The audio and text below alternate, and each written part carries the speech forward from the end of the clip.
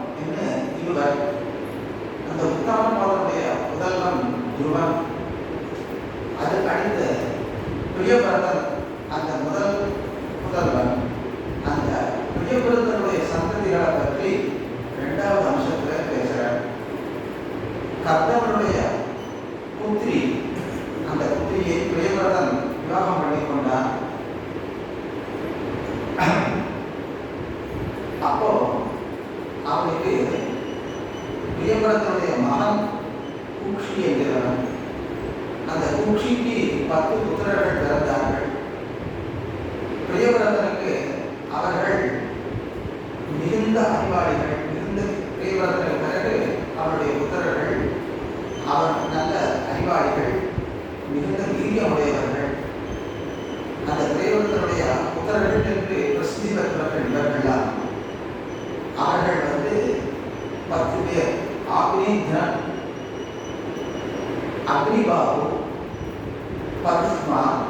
திதிமான் மேதா மேதாதிதி பவ்யன் சவணன் புத்திரன் ஜோதிஷ்மான் சத்யநாமா அப்படின்னு 10 புதல்வர்கள்.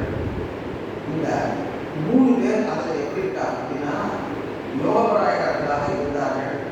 அவர்கள் பூர்வ ஜென்மஸ்மிருதி அடைந்து அவர்களுக்கு ராஜ்யம் வேண்டாம், ராஜ்யத்தை இஷ்டமில்லாதவர்களாக அவர்கள் போனார்கள்.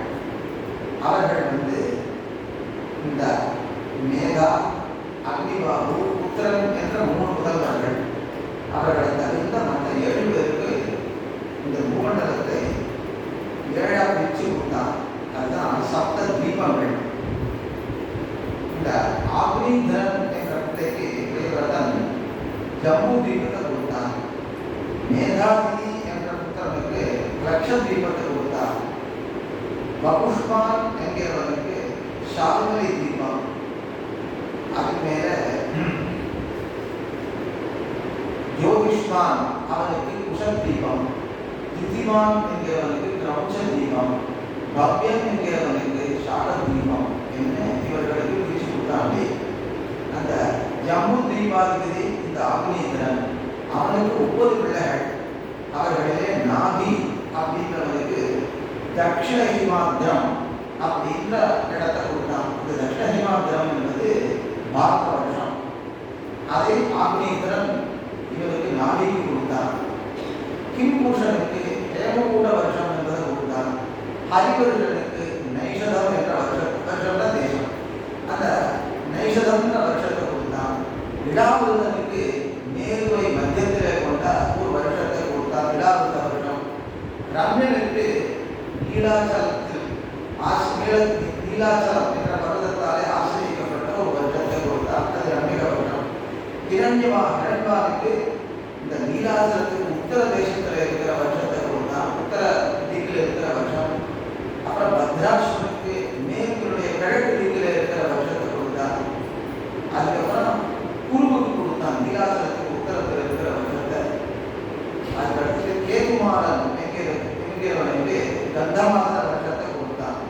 இப்படி 9 வருஷங்களாக பிரித்து இதை ஜம்பு தீபாதிபதியாக தன் புத்திரர்களுக்கு கொடுத்தான். எதுக்காக இதை நம்ம இந்த இடத்துல பார்க்கணும்னா, நாம் இருக்கிறது ஜம்பு தீபம். அதில் இந்த தட்சிண ஹிமாத்திரம் என்று சொல்லப்படக்கூடியது பாரத வருஷம். இந்த பாரத வருஷத்தில் நாம் இருக்கிறோம். இதுக்கு பிறகு இப்போ நம்ம முக்கியமாக நம்ம போட்டிருக்கிறது ஜடமத உபோக்கியானம், அந்த ரிபு நிதாக சம்பாதம் என்பதும் அவர் 2 பேருடைய நிதாக சம்பாதத்தினால அவர்களுடைய விருத்தாந்தத்தை பார்க்கணுன்றது தான் சொல்லுது. அது 13வது அத்தியாயத்தில் தான் வருது. இங்கே 2வது வருஷத்தில் 16 அத்தியாயங்கள் இருக்கின்றன. அது சுருக்கமாக நம்ம அதை பார்க்கலாம். அது எல்லாத்தையும் நம்ம பார்க்கறதுக்கு நாடி இருக்காது. அதனால கொஞ்சம் பார்த்துட்டா அந்த எப்படி உள்ளபடியாக ஈஸ்வரர்களை பராசரர் நடக்கிறார் என்பதை நாம் தெரிந்து கொள்ளலாம். அதனால இப்படி பாரத பூமியானது ஆக்னீந்திரனுடைய பிள்ளைகளாலே அனுமதிக்கப்பட்டது. அதுக்கப்புறம் இந்த கிருதத்தேதாதி சமயங்களை கொண்டு 71 சதவீதங்கள் இந்த பாரதிய பூமியானது இந்த இவர்களுடைய பிள்ளைகளாலே அனுபவிக்கப்பட்டது. ஆக்னீந்திரனுடைய சந்ததிகளாலே இந்த மன்வந்தராதிபர் வராகல்ப காலத்தில் முதல் மன்வந்தராதிபர் சுவாயம்புவனும், அதாவது ஒரு பிரம்மாவுடைய ஒரு பகலுக்கு ஒரு கல்பம், அந்த கல்பத்தில் 14 மனுக்கள் வருகிறார்கள். அந்த 14 மனுக்களில் நாம இப்ப இருக்கிறது 7வது மன்வந்தரம். 7வது மனுவனுடைய காலத்தில் இருக்கும். அப்போ முதல் மனுவனுடைய சந்ததிகள்ல இருந்து ஆரம்பிச்சு இப்போ நடக்கிற வரைக்குமே சொல்லிட்டு போறார். அதனால அந்த சுவாயம்பூ மன்வந்தர ஒரு மன்வந்தரம்ன்றது 71 3 7 சதுரீகம். அந்த 3 7 கொடுத்தாக்கா 71 சதுரீகம். ஒரு சதுரியம் என்பது சதுரியம் 43,20,000 வருஷம் போட்டது. ஏன்னா கலியுகம் 3,60,000, துவாபர யுகம் 7,20,000, திரேதாயுகம் 10,80,000, கிருதயுகம் 14,40,000. இதுக்கப்புறம் யுக சந்திகாரர்கள். இப்ப தேவவர்ஷ கணக்கில் சொன்னா 1000 தேவவர்ஷம் சொல்லிட்டு கலியுகம், 2000 தேவவர்ஷம் துவாபர யுகம், 3000 தேவவர்ஷம் திரேதாயுகம், 4000 தேவவர்ஷம் கிருதயுகம். அப்போ ஒரு தேவ வருஷம் போனா மனுஷர்களுக்கு 360 வருஷம் இருக்கு. அவளுக்கு ஒரு நாள் தான் நமக்கு ஒரு வருஷம். அவளுக்கு ஒரு வருஷம் போனா 360 வருஷம் இருக்கு. அவளுக்கு ஒரு 360 வருஷம் இருக்கு. அப்போ 1000 தேவ வருஷம் 60,000 வருஷம் நமக்கு இருக்கு. இது கலியுகத்துடைய காலம். ஒவ்வொரு யுகத்துக்கும் அடுத்த யுகத்துக்கும் நடுவில் சந்தி காலம் இருக்கு. கலியுகத்தினுடைய பூர்வ சந்தி 100 தேவ வருஷம், அப்புறம் சந்தி 100 தேவ வருஷம். துவாபர யுகத்துக்கு 200, திரேதாயுகத்துக்கு 300, கிருதயுகத்துக்கு 400. அப்படி பார்க்கச்சு பூர்வ சந்தியா கூட்டினா 1000 தேவ வருஷம், அபர சந்தியை கூட்டினா 1000 தேவ வருஷம், யுகங்களை கூட்டினா 1000, 2000, 3000, 4000, 10,000. இது ஒரு 1000, 2000, 12,000 தேவ வருஷம். ஒரு தேவ வருஷத்துக்கு 360 வருஷம். 12,000 தெரியுன்னா 43,20,000 வருஷம். இந்த மாதிரி ஒரு சதுரயுகத்துக்கு 43,20,000, 71 சதுரயுகம் போனாதான் ஒரு மன்வந்தரம். அதனால நம்ம இப்போ நடக்கிற இப்போ சுவாயம்பூ மன்வந்தரம் இல்லை, இப்போ வைவஸ்வர மன்வந்தரம், இது 7வது மன்வந்தரம். இது வரைக்கும் 6 மன்வந்தரம் போயாச்சு. அப்ப 426 சதுரயுகம் பூர்ணமா கழித்து, அதுக்கப்புறம் 7வது மன்வந்தரத்துல 27 சதுரயுகம் கழித்து 28வது சதுரயுகத்துக்கு நாம் வருவோம். அப்படின்னு நம்ம இதெல்லாம் தான் நம்ம ஒரு கர்மா பண்ண செய்யணும். காலம் என்ன 2 அதிகரணங்கள் நமக்கு இருக்கு. காலம் ஒரு அதிகரணம், தேசம் ஒரு அதிகரணம். அப்ப தேசத்தை பத்தியும் நம்ம சங்கல்ப வாக்கியங்கள் சொல்லியிருக்கிறாங்க. அதே மாதிரி காலத்தை பத்தியும் சொல்லியிருக்கிறாங்க. அதை புராணங்கள் விளக்கி காட்டியிருக்கு. அதுக்கப்புறம் இப்படி ஆகிரித்தனுடைய முதல்வர்களாக இந்த பூமியானது நிறைந்தது அப்படின்னு சொன்னார். அடுத்து இது முதல் அத்தியாயம் உடையது. 2வது அத்தியாயம் பூமண்டலத்தினுடைய பிரிவுகளை எல்லாம் இதிலே சொல்றார். இதிலே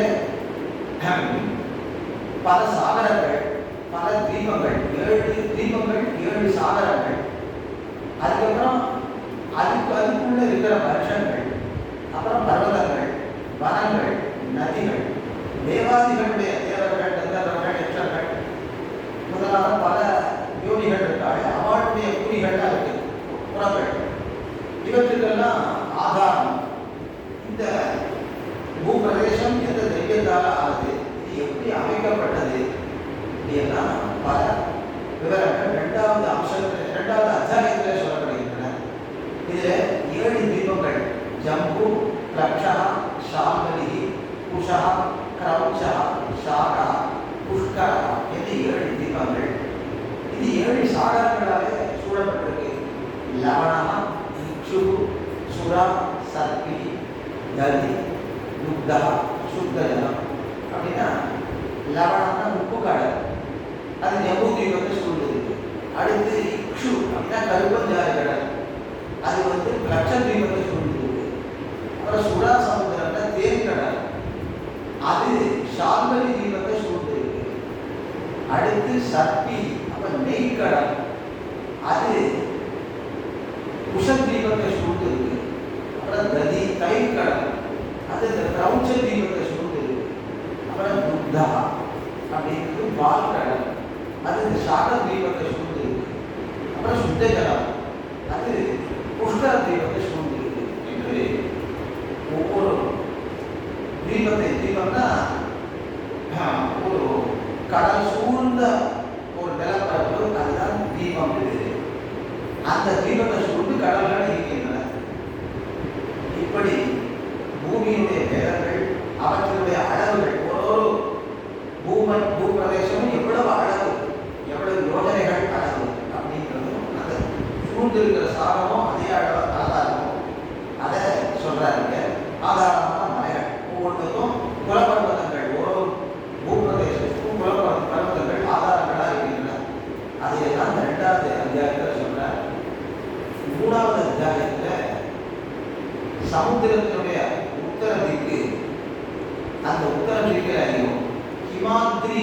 அப்படின்னா ஹிமாச்சலம்.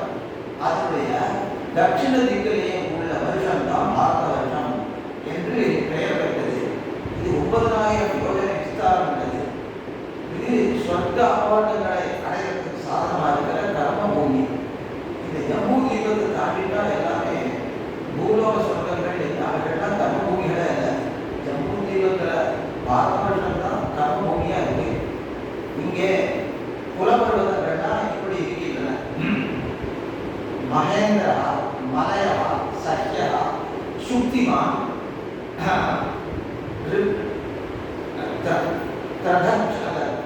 ரிக்ஷா, அப்புறம் விந்தியா, பாரியாத்ரா என்று 7 புலப்பருவதங்கள் இங்கே உள்ளன. அதுக்கப்புறம் இங்கே பல நதிகள் ஓடுகின்றன.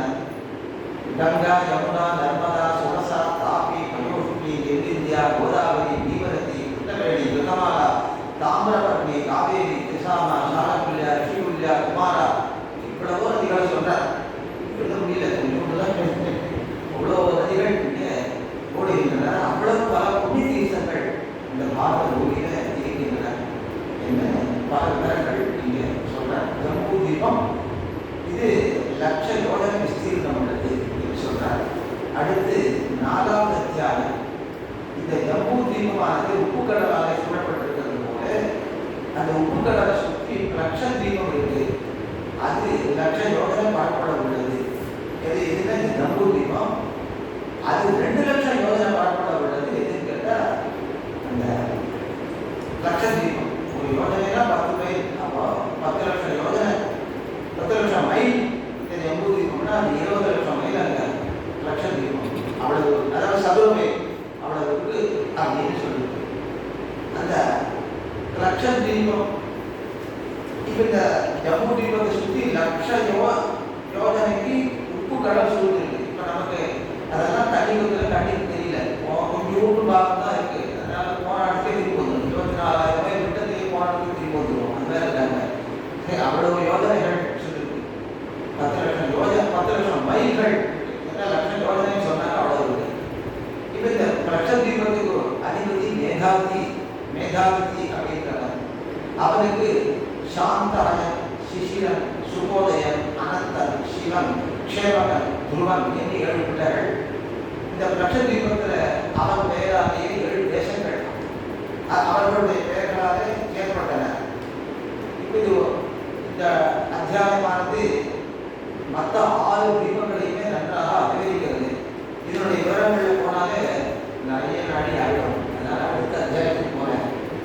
அதனால் ஒவ்வொரு தீபத்தினுடைய அந்த ஆழ்நிலவர்கள், அங்கே இருக்கிற மலைகள், பல மக்கள் எழுதி வந்திருக்கேன். ஆனால் அது எல்லாத்தையும் சொன்னால் நான் அடுத்ததுக்கு போக முடியும் அப்படின்னு இது இதை அவ்வளவு வர்ணனைகள் இங்கே இருக்கு. இதுக்கு மேலே 5வது அத்தியாயத்தை பார்த்தோம்னா அதோலோகங்கள் அப்படின்னு. இந்த அதோலோகங்கள்னா கீழுள்ள லோகங்கள். இந்த கீழுள்ள லோகங்கள் என்ன இருக்குன்னு கேட்டால் பேர் மட்டும் சொல்கிறேன். இந்த அத்தியாயத்துடைய சுருக்கமா அதலம், விதலம், நிதலம், ரசாதலம். அதற்கு கபஸ்திமத்துக்கு பேர் இருக்கு. அப்புறம் 5வது மகாதலம், 6வது சுதலம், 7வது பாதாளம் என்று 7 லோகங்கள். அவர் ஒவ்வொன்றும் 10,000 யோஜனை, 10,000 யோஜனை அளவுள்ளவை. அதாவது அவ்வளவு பரப்பள உள்ளவை. அவற்றிலே தைத்தியர்கள், தானவர்கள் என்கிற அசுர ஜாத்தியர்கள் இருக்கா. தானவர்கள் அவள அசுர ஜாத்தியர்கள் தான். பெருமை உடைய நாகஜாத்தியர் பலரும் வாசம் பண்ணுகிறார்கள். அடுத்து இது 2வது அம்சத்தில் 5வது அத்தியாயம். 6வதாக நரகலோகங்கள். அந்த நரகலோகங்கள் பூமியினுடைய கீழே இருந்து பள்ளங்களாக இருக்கின்றன. பாபிகள் வதைக்கப்படுற இடம் இந்த நரகஸ்தானங்கள். அந்த நரகங்களுக்கு பெயர்கள்லாம் சொல்லப்பட்டிருக்கு. ரௌரவம், சூகம், ரோதகா, தாரகா, விஷசனம், மகாஜுவாலம், தப்தகும்பம், லவணம், நிலோகிதம், ருதிராம்பம், இப்படி பல பெயர்கள் இருக்கு. அப்புறம் அதில் வைத்தரணி நதி ஓடுறது. அந்த நதியை தாண்டினா கிரிஷம், கிரிபோஜனம், அசிபத்திரவனம். அசிபத்திரவனம் அப்படின்னா இலைகள்லாம் கத்தி மாதிரி இருக்கும். அது நுழைஞ்சு போனால்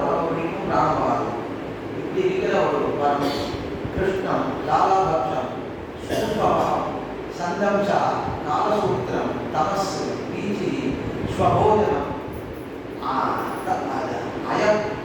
அயப்பிரதிட்டா அப்பிரதி இப்படி ஏமாதினர்கள் உறுதியானவைகள் எவனுடைய தேசத்திலே போராடுகளான சஸ்திர அக்னி பயத்தை உண்டாக்குறவர்களான யமக்கிரர்கள் இருக்கிறார்கள். பாவகர்மங்களில் ஆசை உடையவர்கள் யாரோ அவர்களை இதிலே தள்ளுகிறார்கள். பொய் சாட்சி சொன்னவன் பட்சபாதத்தாலே விவகாரத்திலே அந்நியாயமாக விவகாரம் வழக்கு அதில் பேச அந்நியாயமாக பேசுவது பொய் சொல்றவன் இவர்களை ரவுரவர்களிடத்திலே செய்கிறார்கள். சிசுவை கொல்லவர்கள், பட்டணத்தை அழிக்கிறவர்கள், பசுக்களை கொல்லவர்கள், அவைகளை மூச்சு ஜடர் வைக்கிறவர்கள், மத்தியமானம் பண்ணுகிறவர்கள், பிரம்மஹத்தி செய்கிறவர்கள், தங்கத்தை திருடவர்கள், இவர்களோடு சேர்ந்தவர்கள், இவர்கள்லாம் சூடர் நடக்கிறவர்களா ராஜாவை கொல்லவன், வைத்தியனை கொல்லவன், குரு பத்னியோட உணர்கிறவன், உடன் பிறந்த ஆளை சேர்ந்தவன், அவளுடைய கூறுகிறவன், ராஜாவுடைய ஊழியர்கள் கொண்டவன், இவர்கள்லாம் தத்துவ கும்பம் நரகத்தில் விடுகிறார்கள். மனைவியை கைவிடவன், தன்னிடத்தில் அன்பாக இருக்கிற பத்னியை அடைக்கலம் கொடுக்காம விட்டவன், தன்னிடத்தில் அடைக்கலம் முகுந்தவனை அடித்து விரட்டவன், இவர்கள்லாம் தத்துவ நரகத்தில் விடலாம். எவன் பாவம் செய்தாலும் இன்னும் இது செய்ய மாட்டேன் என்று எம்பெருமானுடைய ஆகியை உலகம் பண்ணினேனே என்று மனம் வருகிறானோ அவனுக்கு பிராயசித்தத்தில் அதிகாரம் உண்டு. பல பிராயசித்தங்களை இந்த அத்தியாயத்தில் சொல்றார். ஆனால் எல்லா பிராயசித்துக்கும் மேம்பட்ட ஒரு பிராயசித்தத்தை ஒரு ஸ்லோகத்தால் சொல்றார். பிராயசித்தாம் விசேஷாணி தம கர்மாத்மகாரிவை யாந்தேஷாம் அசேஷானாம் கிருஷ்ணானுஸ்மரணம் பரம். விஷ்ணு புராணத்தில் 2வது வருஷத்தில் 6வது அத்தியாயத்தில் 39வது ஸ்லோகம். இதில் இவனுக்கு விதிக்கப்பட்ட பிராயசித்தங்கள்ல ஹரிஸ்மரணம் தான் சிறந்த பிராயசித்தம். ஆனால் திரும்பி பாவம் பண்ண மாட்டேன்ற உறுதி இருக்கணும். அப்போ இது நேரான பிராயசித்தம். மனோவித்தியான ஞானமானது விஷயங்களை பற்றுகிற போது சம்சார பந்தத்துக்கு காரணமாகிறது. அது பற்றவில்லை என்ற அப்போ மோட்ச காரணமாகிறது. மனையே மனுஷியான காரணம் பந்த மோட்சத்தோ பந்தாய உடையாசங்கி முக்தி என்னுடைய மனா என்று சொல்றார். மோட்ச சாதனமான வித்தை, அதுவும் பலத்தியாகத்தோட செய்யப்படுற கிரியை என்கிற அவித்தை. வித்தைன்றது ஞானம், அவித்தை என்பது கர்மா. அவித்தைன்னா அத்தியாவன்னு அர்த்தம் இங்கே சொல்லலை. அதனால வித்யாம்ச அவித்யாம்ச எஸ்தத்வேத உபயோகசா அப்படின்னு ஒரு சுத்தி வாக்கியம். அதனால ரெண்டையும் மோட்ச காரணமாக சொல்லுது. அப்போ அத்தியானம் எப்படி மோட்ச காரணமாகும்? ஆகாது. அதனால அவித்தைன்னா அந்த இடத்துல வித்தைக்கு பின்னமாக இருக்கிற கர்மா, வித்தியாசமான கர்மான அர்த்தம் இங்கே சொல்றாங்க. அதனால அப்படிப்பட்ட 2 நாளும் சாதிக்கப்படுறது மோட்சம். நீங்கள் கட்டபடி பூமண்டல பாதாள லோகங்கள், நரகங்கள், மலைகள், நதிகள், சமுத்திரங்கள் எல்லாத்தையும் சொன்னேன். இன்னும் என்ன சொல்லணும் அப்படின்னா அப்போ பராசரை பார்த்து வைத்திரேன். இப்போ பூமண்டலத்தை பற்றி எல்லாம் சொல்லிட்டு மேலுள்ள லோகங்களை பற்றி சொல்லும் போது கேட்கிறார். அதனால புவர்லோகாதிகளை வர்ணனம் பண்றார் 7வது அத்தியாயத்தில்.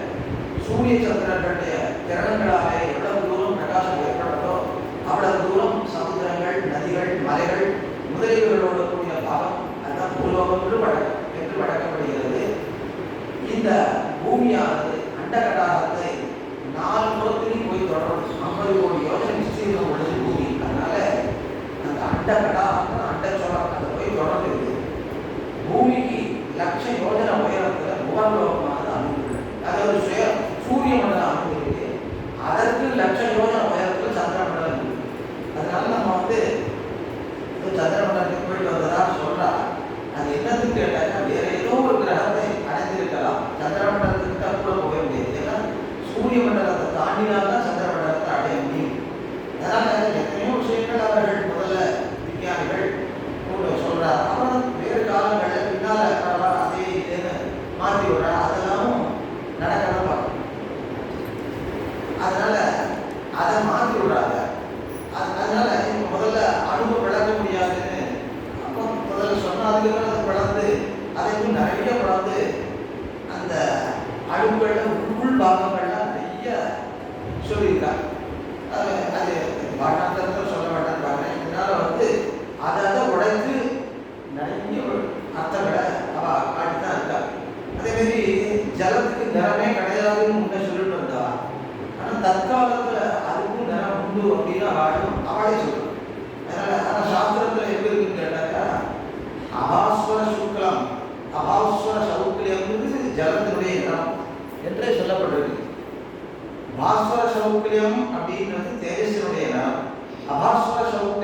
ஜலத்தினுடைய நிறம்.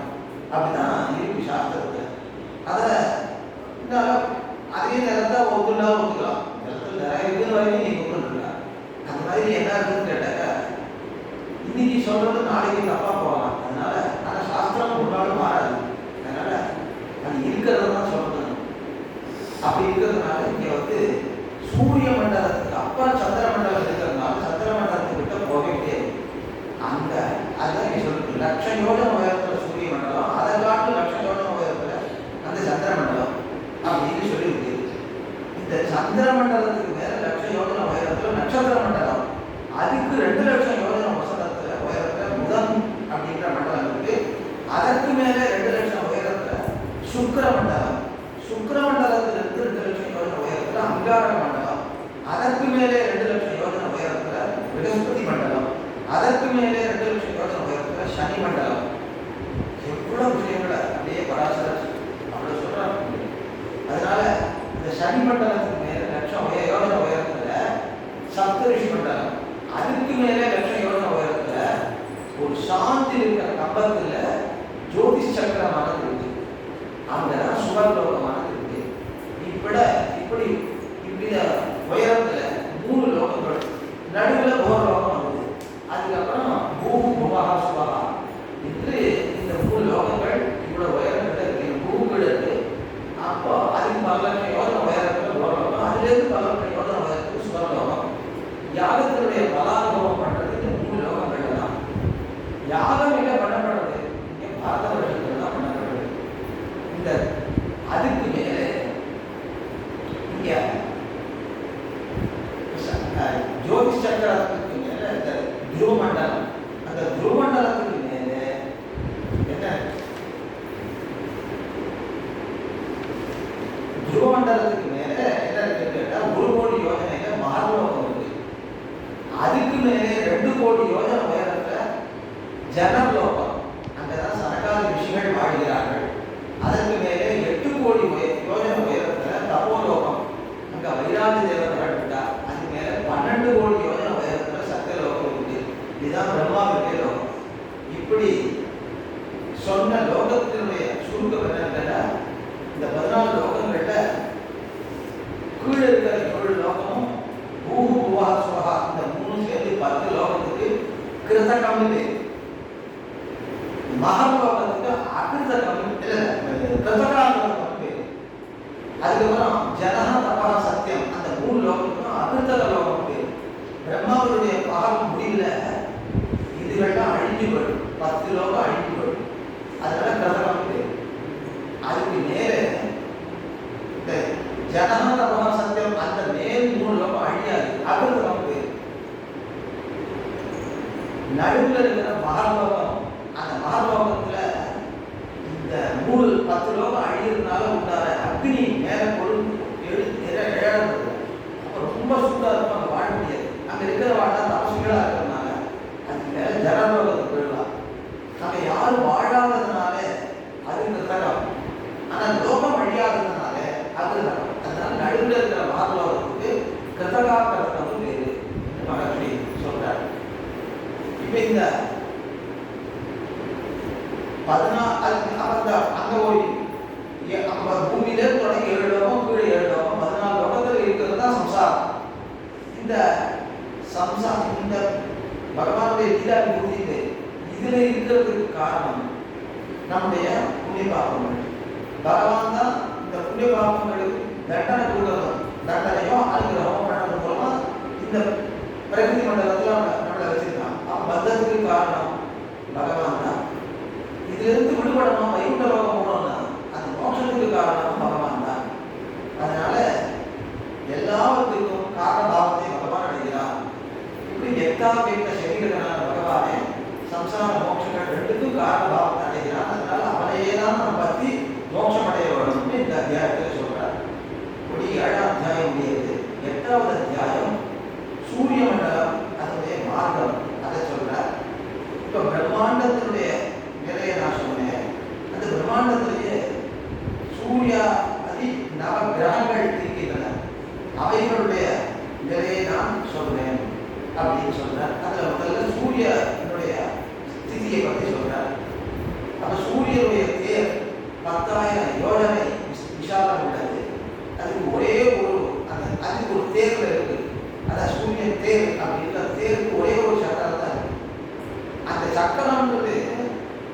படத்துல பார்க்கறது தேர்வுகள் இருக்குன்னா அது நடுவில் இருந்து எப்படி ஓடுறதுன்னு அது இங்க எப்படி சொல்லிருக்காட்டா நீளமா ஒரே சக்கரம் அப்படி அவ்வளவு ஆழமாயும் நிறைய பருமனாயும் அதுதான் அங்க சொல்றாரு.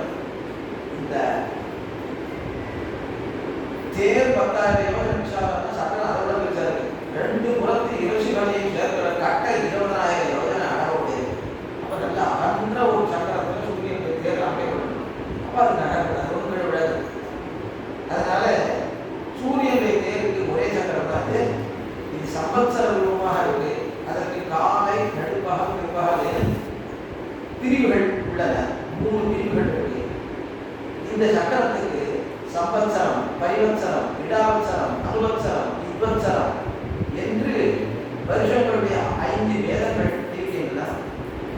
அந்த ரதத்துக்கு காயத்ரி, விகதி, முக்தி, ஜகதி, கிருஷ்ணு, அமுத்து, பஸ்தி என்று 7 சந்தஸ்கள் குதிரைகளாக இருக்கின்றன. ரதத்துல 7 குதிரைகள் அப்படின்னு இருக்கு. இதுக்கப்புறம் சூரியன் அந்த தென் திசை அடையலாம் ஒரு காலத்துல அப்படியே சுற்றிலே வந்து தென் திசை பக்கமா போறான். இன்னொரு சமயம் வட திசை பக்கமா போறான். அப்படி வட திசையை நோக்கி அவன் நகர்ச்சி உத்தராயணம், தென் திசையை நோக்கி நகர்ச்சி தட்சிணாயனம் என்று இங்கே கால பேதங்கள் ஏற்படுகின்றன. அதுக்கப்புறம் இங்க சூரிய மண்டலத்துக்கும் மேல சூரியனுக்கு உதயம் அஸ்தமனம் 2 இல்லை. அவன் சுத்தி வர்றதுனால ஏதோ ஒரு இடத்துல அந்த சம்பந்தப்பட்டு அவன் மேலே எழறான். அதுதான் அது அவனுக்கு உதயம். அவன் எப்பவுமே மறையறதே இல்லை. அதனால எங்க வந்து காணப்படாமல் இருக்காரோ அங்க அஸ்தமனம், எங்க காணப்படுறாரோ அங்க உதயம் அப்படின்னு விவாதம் இருக்கின்றார். ஆனா கத்தியனோ சூரியனுக்கு தான், பூமிக்கு சொல்லலைங்க. சூரியனுடைய கத்தியினாலே அவன் வந்து உதய அஸ்தமனங்களை அடையலான்னு தான் சொல்றார். இப்ப சூரிய மண்டலத்துக்கு மிக உயரத்துல விஷ்ணு பதம், அதுதான் அங்க குருவனுடைய ஸ்தானமாக இருக்கிறது. அந்த விஷ்ணு பதத்தினுடைய பரிசுத்தியினுடைய பிரபாவத்தை கேளுங்கள். சகல பாதகங்களையும் நாசம் செய்ய வந்த கங்கைன்ற நதி அந்த விஷ்ணு பதத்துல தான் உண்டாகுது. அங்க அந்த நதியானது தேவ மங்கையர்களுடைய சரீரத்தில் இருக்கிற குங்கும பூச்சினாலே பொன்னிறமுடையதாகப்படுகிறது. விஷ்ணு பகவானுடைய இடது திருவடியுடைய கட்ட விரல் நகத்திலே அதிலிருந்து உண்டாச்சு இந்த பிரவாகம். பிரம்மா அதை விளக்கிற போது ஏற்பட்ட பிரவாகம். அதை துருவன் தன் அதை பக்தியோட தன் தலையில வகிக்கிறான். அந்த துருவமண்டலத்தில் இருக்கிறது. கங்கை கங்கை என்ற நாமசங்கீர்த்தனம் பண்ணவர்களுக்கும் கூட 3 பிறவிகளில் பண்ண பாவங்களை எல்லாம் அது அழிக்கக்கூடியதா ஆகிறது. அப்படிப்பட்ட கங்கா நதி அவதரித்த இடம் அந்த விஷ்ணு பதம் அப்படின்ற ஸ்தானம். இப்படி 8வது அத்தியாயம் சொல்றது. அடுத்தது சிம்சுமார சக்கரம் அப்படின்னு ஒண்ணு. அது வந்து துருவமண்டலத்துக்கு மேல இருக்கு. அந்த ஹரியினுடைய சிம்சுமாரன் அப்படின்ற ஒரு ஜந்து, அந்த ஜந்துவை போல தோற்றுகிற நட்சத்திர கூட்டம், அதுதான் சிம்சுமார சக்கரம் பேரு. அங்கே வால் பகுதியில துருவன் சுத்திட்டு இருக்கான் அப்படின்னு சொல்லிட்டு அந்த சக்கரத்துக்கு சிம்சுமார சக்கரத்துக்கு ஆதாரமானவனே ஸ்ரீமன் நாராயணன் தான். இப்படி ஸ்ரீமன் நாராயணன் அந்த சிம்சுமார சக்கரத்தில் இருந்துட்டு சக்கர பிராணிகளையும் தரித்துக் கொண்டிருக்கிறான் அப்படின்னு சொல்றார். இது 2வது அம்சத்துல உள்ளதா அத்தியாயம். அப்புறம் சூரியனுடைய ரதம், அது 2வது அத்தியாய அம்சத்துல 10வது அத்தியாயம். இது அங்கே இந்த சூரியனுடைய ரதத்துல 12 சூரியர்கள் ஒரு மாசத்துக்கு வர, ஒரு மாசத்துக்கு ஒரு சூரியனாக வர. இது அந்த சூரிய ரதத்துல சூரியன் ஒருத்தர் இருக்கான், ரிஷி ஒருத்தர் இருக்கார், ஒரு கந்தர்வன் இருக்கான், ஒரு அப்சரஸ் இருக்கா, ஒரு சர்ப்பம் இருக்கு, ஒரு யக்ஷன் இருக்கான், ஒரு ராட்சசன் இருக்கான். ராட்சசன் ரதத்தை பின்னாலிருந்து தடுறான். அந்த யக்ஷன் அதாவது அப்சரஸ் நாட்டிய மாட்டா. சர்ப்பங்கள் அப்படின்றவைகள் அவைகள் சூரியனுக்கு முன்னாலே செல்கின்றன. அது ஒரு காரியத்தை பண்றது. இப்போ வந்து ஒவ்வொரு மாசத்துக்கும் ஒவ்வொருத்தன் சூரியனாக வரா.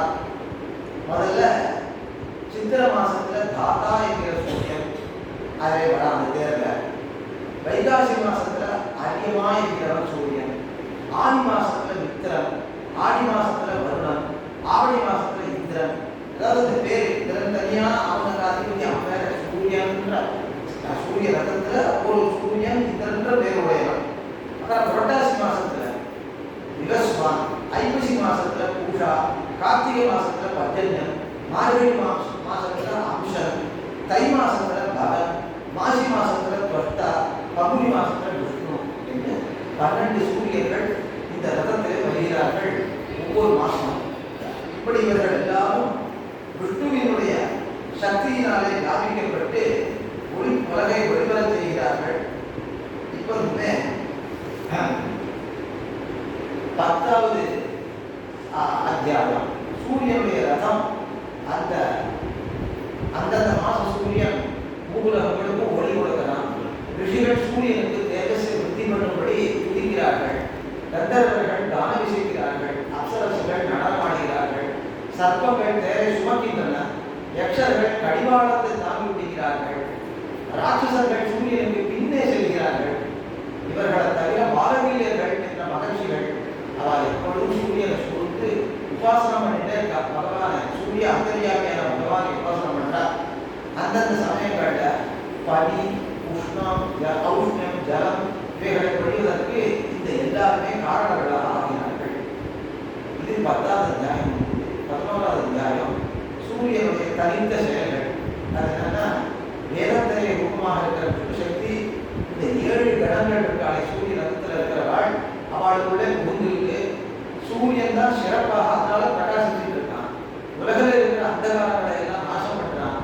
இப்ப வேதமயமான விஷ்ணு சக்தி அவனுடைய அந்த விஷ்ணு சக்தியுடைய அனுப்பிரவேசத்தினால சூரியன் தான் பிரதானமாக இருக்கிறான்.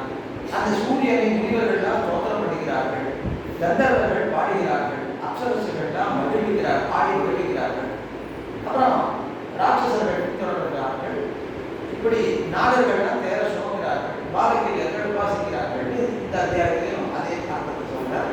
அது மேல அந்த மண்டலத்தை சக்தி ரூபத்தை தரித்திருக்கிறான் பகவான்.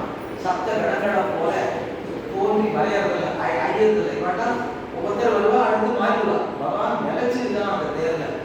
அதுக்கப்புறம் அந்த சூரியன் தித்திர்கள், தேவதர்கள், மனுஷர்கள் எல்லாருமே திருப்தி அடைய செய்கிறார்கள் ஓரோ சூரியனும். அப்ப இரவு பகலுக்கு காரணமாகினான் சூரியன். ஏன் சுத்தி வர்றதுனால சூரிய கிரணத்தாலே நிறைக்கப்பட்டு அமிர்தமயமாக இருக்கா சந்திரன். அந்த சந்திரனை கிருஷ்ணபட்சத்துல அக்னி முதலான தேவதர்கள்லாம் பாகம் பண்ணுகிறார்கள். சதுர்தசி உடைய 14 கலைகளை பிரசனைகளுக்கு 14 கலைகள் வரைக்கும் 14 நாள் தேவர்கள்லாம் பாகம் பண்றார். இப்படி தேவர்களை திருப்தி அடைய பண்றான் சூரியன். அதுக்கப்புறம் 2 கலைகள் மிகுந்திருக்கு. அப்போ 2 கலைகள்ல மிகுந்தது அந்த அமாவாசையில 2 கலை இருக்கு. கலைன்னா ஒரு அம்சம். அந்த 2 கலைகள்ல ஒன்றை அமாவாசையில பித்திருக்கள் பாகம் பண்ணுகிறார்கள். மிச்சம் ஒரு கலை அதுதான் வளர்ந்து அடுத்தடுத்து சுக்லபட்சத்துல வளர்ந்துட்டே போடும். அதனால அப்ப அந்த வளர்ற கலைகளால இங்க ஓஷதிகள் எல்லாம் வளர்க்கிறான் சூரியன். அதாவது சந்திரனுக்கு சூரியன் ஒளி கொடுத்து இதை வளர்க்கப்படுறான். அதனால கலைகளை கொடுக்கறது மூலமா அந்த கிருஷ்ணபட்சத்துல 14 நாள் தேவர்களை மகிழ்விக்கிறான் சூரியன். அமாவாசையில பித்திருக்களை மகிழ்விக்கிறான்.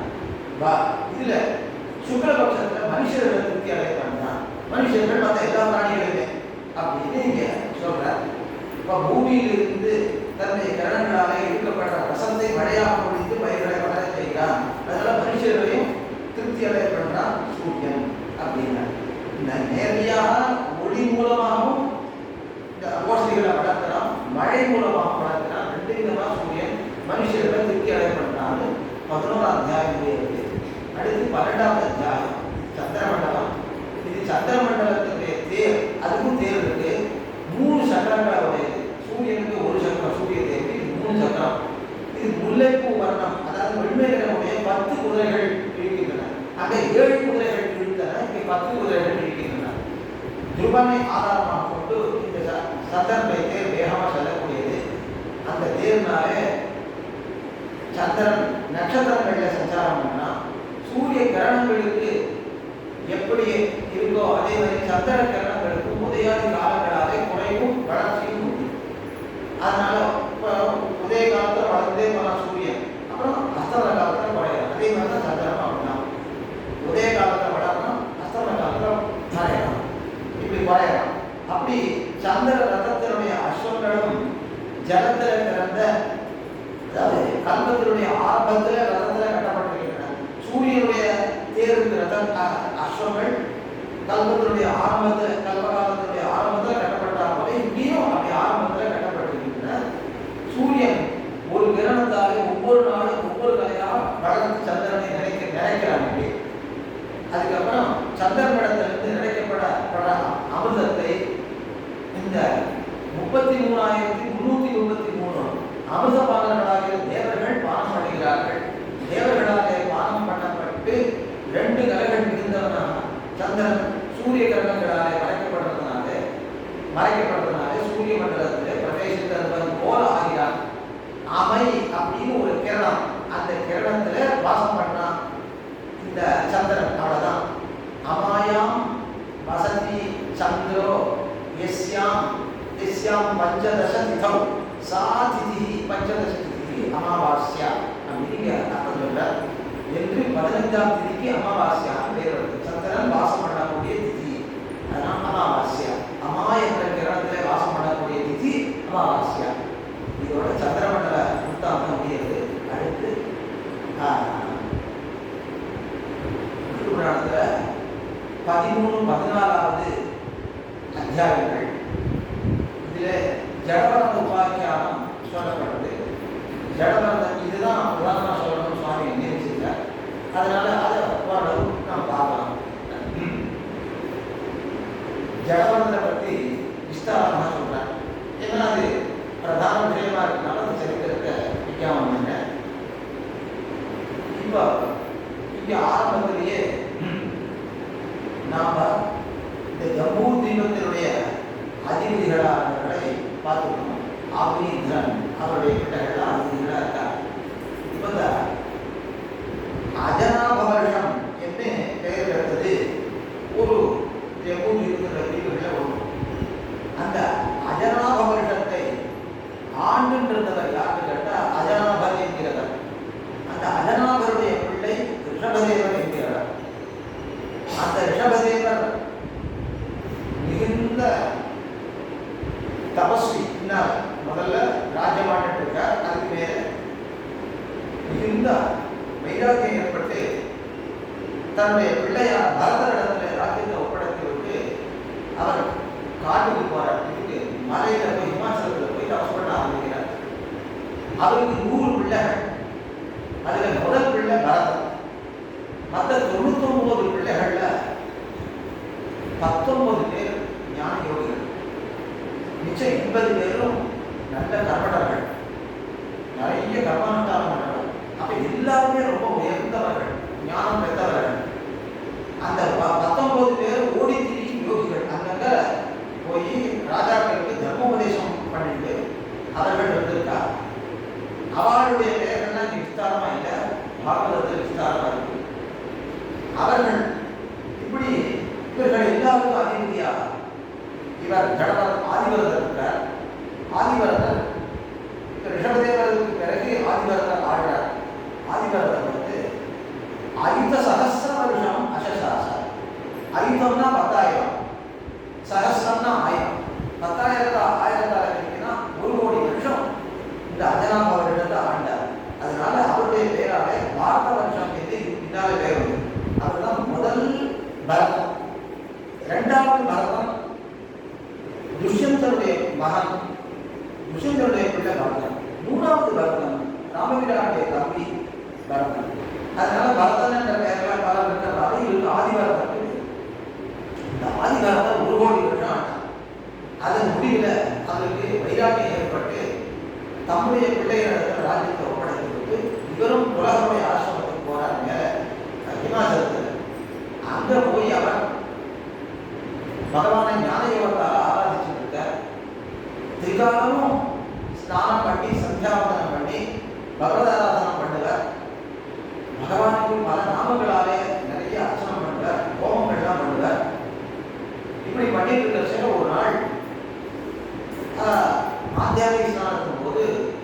கங்கையில தீர்த்தம் ஆட போறார். அப்போ ஒரு எதிர்க்கரையில ஒரு மான், கர்ப்பிணியான மான், அது ஜலம் குடிக்கிறதுக்காக வருது. அப்ப ஜலம் குடிக்க வச்சு ஒரு பிடிரல் சத்தம், பிடிரல் கர்ஜனை கேட்கறது, சிங்கத்துடைய கர்ஜனை. அது பின்னால் திரும்பி போகிறது பயந்து ஜலத்துல நீந்து, ஜலத்துல போய் விழுந்துடும். அப்படியே போய் பட்ட பட்ட நீச்சல் அடிச்சுட்டு போய் இது படுத்துது. ஒரு திட்டு கிடைக்கிறது, அந்த திட்டுல ஏற்படுது. அது அங்க எங்க பார்த்து, ஏன்னா எங்க பார்த்தாலும் ஜலமே சூழ்ந்துருக்கு. எதிர்பாராத இந்த இதனால சிங்கத்தினுடைய கர்ஜனையினால பயந்து படுத்து தண்ணீர வந்த இது கலப்பு கர்ப்பிணியாக இருக்கிறதுனால அதனால தாக்கு பிடிக்க முடியல. அப்படியே கர்ப்பம் கீழே விழுறது, அந்த சிரமம் வேற. கர்ப்பம் கீழே விழுந்தா அதுல அப்படியே அது தண்ணீர் வர விழுந்துருக்கு, அதை பார்த்த துக்கம் வேற. அதனால அங்கேயே மரணம் அடைஞ்சிடும். இது எல்லாம் ஒரு சில க்ஷணங்கள் நடந்து ஊட்டி போடுது. இவர் நல்ல ராஜாவா இருக்கிறதுனால, ராஜாவா இருந்துதானே இப்போ தபஸ்வி ஆகிருக்கார். யானை ஏற்றம், குதிரை ஏற்றம், நீச்சல் எல்லாத்தையும் வல்லவர். இப்போ இருக்கிற ஆளுநர்களுக்கெல்லாம் எல்லா திறமையும் இருக்க முடியாது. ஆனா அப்பெல்லாம் ராஜ்ய பரிபாலனா நீதி சாசனம் பண்றவர்களும் ராஜாக்களே தான். யுத்தத்துல முன்னால போறவங்களும் ராஜாக்களே தான். யுத்தம் பண்றதுக்கு பயப்படவா கிடையாது, அவதான் நடத்திட்டே போவா.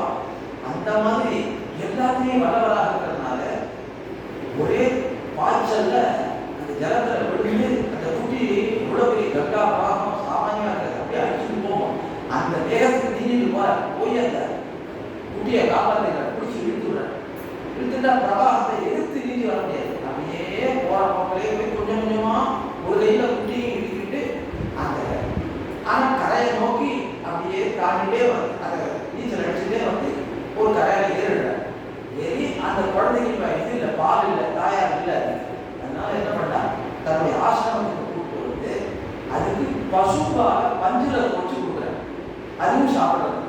கொஞ்சம் கொஞ்சமா அதை வளர்த்துட்டு வர அந்த குழந்தை வளர்றது, மான் குட்டி. அது வளர்ந்தா இவருக்கு உத்தரைஷனா வித்தைஷனா ஏஷாந்தரே விரும்புத்தா பைக்ஷம் போக்கு விஹாரத்தின் சாஸ்திரம் சொல்லுது. அந்த உத்தரைஷனா அப்படின்றது பந்துக்களிடத்துல விட முடியாத ஸ்நேகம் இருக்கு, அதை தாண்டி வந்திருக்க. வித்தைஷனா பணக்காசுகள்ல ராஜ்யத்துல மற்ற எவ்வளவு பெரிய செல்வந்த எல்லாத்தையும் விட்டுருக்க, அதெல்லாம் ஆசை இல்லை. ஆனால் லோகேஷனா அப்படின்னு மூணாவது ஏஷனா ஆசை, அதுல விட்டுருக்காரு. அதுல என்னாச்சு, ஒரு மான் இடத்துல ஆசையினால உத்தரேஷனா இல்லை, வித்தைஷனா இல்லை, ஆனா லோகேஷனா வந்துருக்கு. இதுல கொஞ்சம் கொஞ்சமா தன்னை அறியாம விட இந்த மான் இடத்துல பாசம் அதிகமாயிட்டே போகுது. அப்ப என்ன இருக்குது, அந்த மான் எதையாவது தான் பெருமான் காப்பி வச்சிருக்கிறார், தொட்டு சொன்னா அதை சாப்பிட முடியாது, திரும்பிய மாட்டேன். நாளாக அதுலேயும் சந்தேகம் குறைஞ்சி போகுது. சரி, நீ பெருமாளுக்கு உள்ளதுதான், பெரும் பணத்தை கண்டனம் பண்ணணும் அப்படின்னு விட்டுற. இந்த மாதிரி இந்த இடத்துல பாசம் தெரியுது, அதையே பார்த்துட்டு இருக்காரு. ஒரு நாளுக்கு போனது வரவே இல்லை. எங்க போச்சோம் நினைச்சிட்டு மாற நினைச்சுட்டே படுத்துட்டு இருக்கார். பிராணம் அடுத்த ஜென்மா எம்பெம்பாமி ஸ்மரந்தேகம் திஜக்கந்தே கடைவரம் தந்தமை வைத்து கவுந்தேய சதா தத்மாவ பாதிதா என்று கீதை பகவான் சொன்னான். அதுல ஆதிவரதர் புத்தாந்தத்தை தான் அடுத்த வியாக்கியாதான். அதனால எதை நினைச்சிட்டு போறாரோ அதுக்கு அனுகூலமான பிறவி அடையலாம். ஒரு திரவியமான மான நினைச்சிட்டு போறாரு, மான பிறந்தார். அப்ப கிரியைகளை நினைச்சா அதுக்கு அனுகூலமா செய்யற மாதிரி ஒரு யோகியமான பிறவி குணம் எதை நினைக்கிறாரோ அது மாதிரி ஒரு பிறவி கிடைக்கும். அந்திம சுருதி அப்படின்னு நான் சொல்லிருக்கேன் அர்த்தம். அதுபடி கொஞ்சம் மான் பிறவி வந்துருக்கு. ஆனா நல்ல ஞான யோகத்தை அனுபவிச்சிருக்கிறதுனால பூர்வ ஜென்ம ஸ்மிருதியோட பிறக்கிறார். அந்த பூர்வ ஜென்ம ஸ்மிருதியோட இருக்கிறதுனால அவருக்கு இந்த பிறவியை நான் பற்றே வைக்கக்கூடாது அப்படின்னு எதிரிலே அவர் பற்று இல்லாதவரா ஆயிட்டார். அதனால இளந்தளிர்கள் மாறுது ரொம்ப பிடிக்கும், பழங்கள்லாம் பிடிக்கும், அதெல்லாம் சாப்பிடுறது. காஞ்ச சருகுகள் தேர யாத்திரைக்காக அதை மட்டும் சாப்பிட்டு அப்படியே கொஞ்ச காலம் வாழ்ந்து அந்த பிறவி பிறந்து விடுபட்டார். இந்த மான் பிறவி போயிடுறது. அடுத்த பிறவி ஒரு பிராமண ஜென்மம். அந்த பிராமண ஜென்மத்துல நல்ல சூர வேதாத்தியாரியா இருக்கிற ஒரு பிராமணனுடைய பிள்ளையா பிறக்கிறார். அவருக்கு 2 பத்தினிகள். முதல் பத்தினிக்கு 9 பிள்ளைகள், 2வது பத்தினிக்கு இவர் ஒரே பிள்ளை. அப்படி தர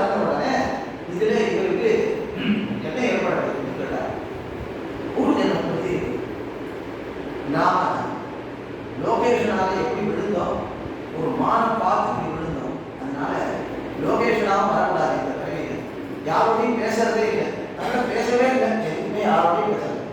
இவருக்கு நல்ல சூர வேதாந்தேரிகள் அந்த 9 தமையன்மார்களை கூட தாமராவும் அப்படியே இவருக்கும் காலத்தில் சம்ஸ்காரங்களை பண்ணி வச்சு வேதாந்தேரம் பண்ணி வைக்கிறார். அண்ணா வாக்கியமே நுழையல இருக்கு. ஆனா மகாஞானி எல்லாமே பூர்வ ஜென்மத்தில் அத்தியனம் பண்ண எல்லா வாக்கியங்களும் நினைவுக்கு வருது. ஆனா இவரால் பகவானுடைய ஞானம் இருக்கிறதுனால அர்த்தத்துல மனசு போய் வாக்கியங்களை ஒழுங்கா சொல்ல முடியும். இப்ப இந்த காலத்துல கலியுகத்துல கூட ஒரு 15 நாள்ல குறைந்தபட்சம் 30 பஞ்சாதியாவது சந்தை சொல்லி கொடுத்து திருவள்ளுவர் சொல்ல வச்சுடுறார். அதுக்கு மேல அத்தியனம் பண்றவாடும் உண்டு. ஒரு 30 பஞ்சாதியாவது சொல்றார். ஆனா அவருக்கு ஒரு மாசம் 15 நாள் இல்ல, ஒரு மாசம் அப்பா பஞ்சாதி சொல்லி கொடுத்தா ஒரே ஒரு பஞ்சாதியை கூட அவரால் ஸ்வரம் வர்ணம் இவைகள பிழை இல்லாமல் சொல்ல முடியல. இதுதான் ஆச்சரியம். ஒரே ஒரு பஞ்சாதிய பிழை இல்லாமல் ஸ்வரத்திலேயோ வர்ணத்திலேயோ தப்பு பண்ணாமல் சொல்றதுக்கு சாதிச்சிருக்கு. இதை நினைச்சு அவர் தகப்பனாருக்கு தாங்கவே முடியல. எவ்வளவு சொல்லி கொடுத்தாலும் வரலையே அப்படின்ற காலையிலேயே கொஞ்ச நாள் அவருக்கு பிராணம் போயிடுது. அதுக்கப்புறம் சரி தமையன்மார்களுக்கு இவர் லட்சியமே இல்லை, அதனால வேலைக்கு வச்சுருப்போம்னு சொல்லிட்டு எப்படியும் உபயோகம் இல்லை அப்படின்னு எல்லா வீட்டு வேலைகளையும் கொடுத்தார். எல்லா வீட்டு வேலைகளையும் பண்ணுவார். எதுவும் பேச மாட்டார், சொல்ல வேலை எல்லாத்தையும் பண்ணுவார். அதுக்கப்புறம் உட்கார்ந்தா நடந்துட்டே இருப்பார், பெருக்குவார், பாத்திரம் விளக்குவார், துணி துவைப்பார். இதுதான் பண்ணிட்டு இருந்தார். நிறைய ஆகாரங்கள் ஆனால் நிறைய சாப்பிடுவார். அதுக்காக சாப்பிட்றதுக்கு என்னவோ எல்லாம் கொடுத்தா நல்லதெல்லாம். அதுக்கப்புறம் நிறைய சாப்பிட்றாங்கன்னு படையெல்லாம் கொடுக்க ஆரம்பிச்சார். என்னென்னமோ கொடுக்க ஆரம்பிச்சார். வீணா போன பதார்த்தங்கள்லாம் கொடுக்க ஆரம்பிச்சார். அதெல்லாம் சாப்பிட்டார். கிராமங்கள்ல எல்லாருடைய வேலைக்கும் போனா அவங்க என்னென்ன பழசு கொடுத்தோ அதெல்லாம் கொடுத்தாங்க சாப்பிட்றாங்க. அதை சாப்பிட்றது பாகவதர் சொல்றார். கட விஞ்ஞான பதீகரண ஸ்தாலி புரிஷாதீனி. கடம் விஞ்ஞானம், கடம் பூமி, தவிடு சாப்பிடுவாங்க. விஞ்ஞானம் மாடி வைக்கிற புண்ணாக்கு. பதீகரணம் அப்படிங்கிறது காய்கறி தோல்கள், பழத்தோல்கள் அடிக்கி போடுவாங்க, அதெல்லாம் கொடுப்பாங்க. அப்புறம் ஸ்தாலி புரிஷம் வேக வச்சு அது ரொம்ப கொடுத்து எதிர்பார்ப்பு. அப்புறம் அடி பிடிச்ச இதில் இருக்கிறது வேற ரொம்ப நாள் வச்சு சாமான்களை உளுந்தெல்லாம் வச்சு கூடி போட்டுன்னா அது கூழ் வெள்ளம் வந்துடும். அதெல்லாம் இங்கே எடுத்து போட்டு அதுக்கப்புறம் அதில் என்ன பண்ணுறாங்கனாக்கா அந்த பதார்த்தத்தை வந்து அப்படியே சாப்பிடுது. இந்த இதுதான் விவசாயம் இல்லை. காரணம் என்னன்னா எங்களுக்கு ருச்சி எதிராக அதை இதில் சொல்றச்சு, புராணத்தில் சொல்றச்சு, ரகுகுல மகாராஜா உபதேசம் பண்ணுச்சு. எல்லா விஸ்தாரம் சொல்றது நாடிப்பான்னு தெரியல இருக்கு. அதனால அதை உபதேசம் பண்றச்ச அவர் சொல்றார் ஒரு வார்த்தை ஒரு அடித்தா இன்னும் ஞாபகம் வருது. அதனால அவர் சொல்றச்ச எப்படி சொல்றாருனாக்கா ருச்சின்றது எங்க உண்டாரு அப்படின்னா இந்த ருச்சின்றதே ஒரு மனோதர்மம் தான். இது தேக தர்மமா மாறி விடுறது தவிர உண்மையில புகுட்சாதனை போக்து இச்சாதனை அது மனோதர்மம். பாத்து இச்சா அதுதான் விபாசம். இது ரெண்டுமே எனக்கு கிடையாது அப்படின்றத நிதாகருடைய விபுதிதாக சம்பாதத்தில் ஜடபரதன் அவர் சொல்றதாக ரகுகுல மகாராஜாவுக்கு உபதேசம் பண்றார். அதனால இப்போ என்னன்னு கேட்டா இவருக்கு இந்த அளவு தத்துவஞானம் மிகுந்து இருக்கிறதுனால இந்த தேகத்தினுடைய தாத்து க்ஷயத்தினால ஏற்படுற இந்த பசிக்கு எதை ஆகாரமாக கொடுத்தாலும் சாப்பிடும். அது நம்ம ருச்சி என்பது மனசுல ஏற்படக்கூடிய ஒரு தயக்கம். அதனால்தான் என்ன பண்றது, அது ஆகாரங்களை விடுறது. அதனால நமக்கு வேதம் ஒன்றும் கிடையாது அப்படின்னா ஜீவாத்வைதம் என்ற மிக உயர்ந்த ஒரு அர்த்தத்தை சொல்றார். இவ்வளவு நாளைக்கோ சொன்னேன் முடிச்சிடணும். அங்க இதுல நிபர்மானார் இவருடைய ஸ்லோகங்கள்லாம் ஆதிவரனுடைய சதுஸ்லோகி சிங்காசத்தை எடுத்திருக்கார். அது எவ்வளவு சொல்ல முடியுமோ தெரியல, பார்த்து சொல்றேன். அதனால அது அந்த ஸ்லோகங்களுடைய விளக்கங்கள்லாம் இருக்கு. ஜீவாத்வைதம் என்ற ஒரு பெரிய சித்தாந்தத்தை இவர் காட்டி கொடுக்கிற நிபர்மானார் அப்படியே எடுக்கிறார். அதனால அவர் இந்த மாதிரி ருச்சி இல்லாததா எல்லாத்தையும் இவர் செய்கிறார், எல்லாத்தையும் சாப்பிட்றார். அதனால எந்த வேலை சொன்னாலும் செய்கிறார். அப்புறம் ஒரு நாள் என்ன பண்றா, இவரை நல்ல பருத்த சரீரமுடையவர். அதுக்காக போய் நாம் இதில் பண்ணணும். அதாவது நெல் அறுவடையார் சமயத்தில் திருடர்கள் வந்து திருடி போகக்கூடாதுக்காக காவல் இருப்பார்கள். அதனால அறுவடை மட்டும் போயிட்டா ராத்திரி வரல அதுக்காக பெரிய தீபந்தத்தை ஏற்றி முன்னால் வச்சுட்டு அதுக்கப்புறம் பெருத்த சரீரத்தோட இருக்கிறதுனால ஒரு உயர்ந்த மேடையை கொண்டு அதில் உட்கார வைக்கிற பெரிய கையில் தனியை ஒன்று கொடுத்துருக்கான். இவர் எதுவும் பண்ண மாட்டார், உபயோகப்படுத்த மாட்டார், இவருக்கு ஒன்றும் தெரியவும் தெரியாததெல்லாம். ஆனால் அவளுக்கு தெரியும் இந்த மாதிரி இடத்துல வச்சுட்டா ஒரு பெரிய காவல்காரனா நல்ல பருத்த சரீரத்தோட நம்ம தொலைஞ்சு போயிடுவோம் இவனோட அப்படின்னு பயந்து ஓடி போயிடுவா அப்படின்றதுக்காக வச்சுருக்காங்க. அவருக்கு ஒன்றும் கவலை இல்லை, எங்க இருந்தாலும் இருப்பார். அதுக்காக உட்காந்துருக்கார். ராத்திரி எல்லாம் இவர் பரமாத்மாவை தியானம் பண்ணிட்டு இருக்கார். அப்படி இருக்கிறச்ச ஒரு திருட்டு கூட்டம் அங்கே வருது. அந்த திருட்டு கூட்டம் நெல்லை திருடுறதுக்காக அறுவடை பண்ணியிருக்காக வரல. அவன் என்ன பண்ணியிருக்காங்கன்னு கேட்டால் அந்த திருட்டு கூட்ட தலைவனுக்கு ஒரு பிள்ளை பறக்கலை. அவருக்கு பிள்ளை பறக்கலை ஏறதுக்காக ஒரு நரபலி கொடுக்கணும்னு புரோகிதரை சொல்றான். அவன் ஒரு நரபலியை வச்சிருக்கா, அமாவாசை அன்னைக்கு இந்த நரபலி கொடுக்கணும்னு நினைச்சிருக்கான். அது இவங்க பேசிட்டு இருக்கிறச்ச ஆச்சு இன்னும் 2-3 நாளை இவனை இது பண்ண வேண்டியதான் அப்படின்னு சொன்னது அவன் காதில் விழுந்துட்டு. அவன் ஒரு ஏழை, இவன் நிறைய சாப்பாடு போடுறான்னு உட்காந்துட்டான். பார்த்தா இந்த மாதிரி பேசிட்டு இருக்காளா அப்படின்னு உடனே ஐயோ நம்ம வலிப்புக்கு போறாளான்னு பயந்து ஒரே போயிட்டான். இவளுக்கு தெரியாத போனான். அப்போ வந்து அவள்லாம் என்ன பண்றான், அவன் எங்கடா அப்படின்னு பார்த்தா காணும். சரி தெரிஞ்சுட்டு போயிட்டான்னு நம்ம சொல்லி அப்போ இந்த புரோகிதனை போய் திருட்டு கூட தலைவர் சொல்லணும் அப்படின்னு உடனே நீ காளிக்கு ஆசையை வளர்த்து பேசுறதுனால யாராலும் ஒரு நரபலி கொடுத்தாதான் காளியை நீ திருப்திப்படுத்த முடியும். எங்கேயாவது போய் தேடிட்டு வா.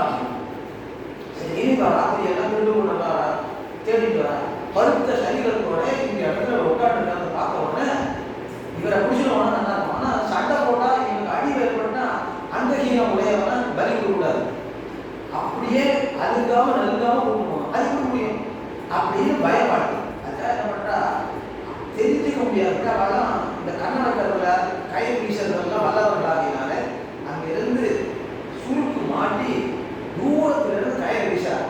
அதை தாண்டி இந்த தலையை தாண்டி வந்து விழுந்து இந்த கை வச்சுருக்காங்க, கையோட சேர்த்து கட்டி இழுத்துட்டாங்க. அவ்வளோதான், நர முடியாதவங்க. அப்படி சுருக்கு போட்டார்.